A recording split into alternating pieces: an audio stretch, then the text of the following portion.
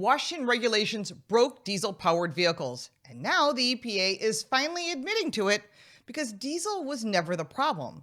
Washington was. For decades, diesel engines powering the backbone of America, from heavy-duty trucks, farm equipment, and yes, even passenger cars, which I own an SUV, and I refuse to get rid of it because it's diesel-powered. 700 miles on a tank. Why would I get rid of that? What's also great about diesel is they can last millions of miles, and that wasn't a flaw in the system. That was the standard.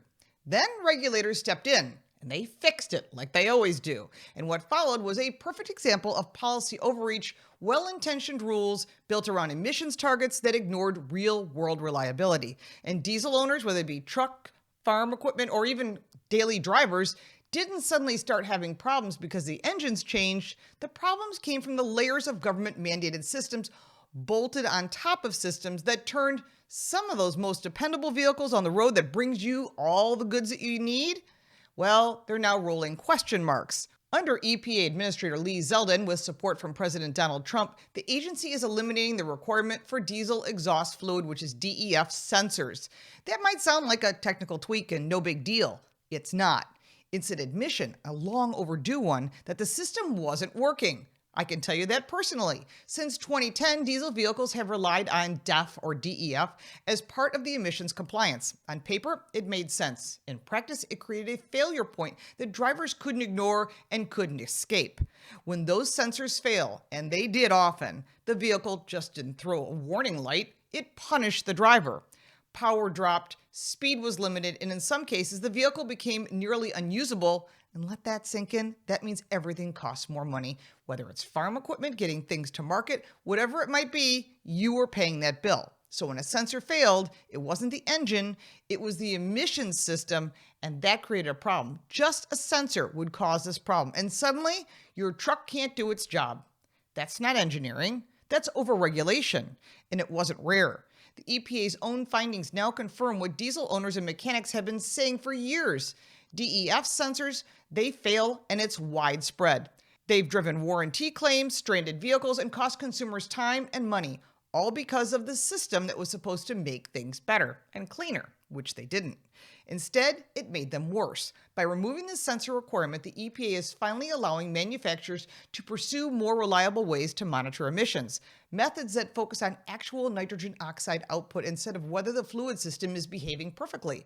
That's a shift toward reality, not theory. Just as important, the agency is backing off another quiet but damaging policy, treating software fixes as illegal tampering. For years, that threat tied the hands of automakers, trucking companies, farm equipment, and service providers, slowing down solutions and leaving drivers stuck with known problems. Now that roadblock is being cleared. This also builds on earlier changes that ease how quickly vehicles are forced into severe or derate mode. In other words, the vehicle is completely unusable, whether it's farm equipment, a tractor trailer, or your vehicle. And instead of immediately crippling a vehicle over a system fault, newer rules allow for continued operation before restrictions kick in. In plain English, your truck won't punish you for a glitch it caused. And that's how it should have worked from the beginning. The economic impact here isn't small. Estimates tied to the U.S. Small Business Administration point to billions in annual savings. For diesel owners, that means fewer surprise repairs, less downtime, and a return to something that has been missing for too long: trust in their own vehicle. But don't celebrate just yet. This fix only addresses part of the damage. Diesel owners are still getting squeezed at the pump, and that's no accident either. Diesel fuel remains more expensive than gasoline across much of the country, largely due to ultra-low sulfur diesel requirements that are making refining more complex and more expensive, and those costs don't disappear. They get passed straight to you, the consumer, through truck drivers, farm equipment, and you name it, anything that uses diesel. So while the EPA is finally fixing one regulatory mistake, others are still hitting drivers every time they fill up. And that's a bigger issue. Diesel used to be a smart choice, better efficiency, long lifespan, real value over time. And today, that equation has been flipped. Higher fuel costs, added complexity, and years of unreliable emissions components have chipped away at what made diesel attractive in the first place. That didn't happen organically. It was engineered by policy. To be clear, emission standards aren't going away, nor should they. Controlling nitrogen oxide output still matters, but how you get there matters just as much. For too long, regulators focused on rigid processes instead of real world outcomes, and consumers paid the price from top to bottom, whether you were driving the truck or paying for it at the market.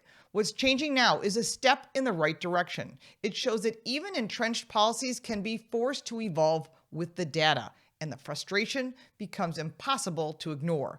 But it also raises a bigger question. Why did it take this long?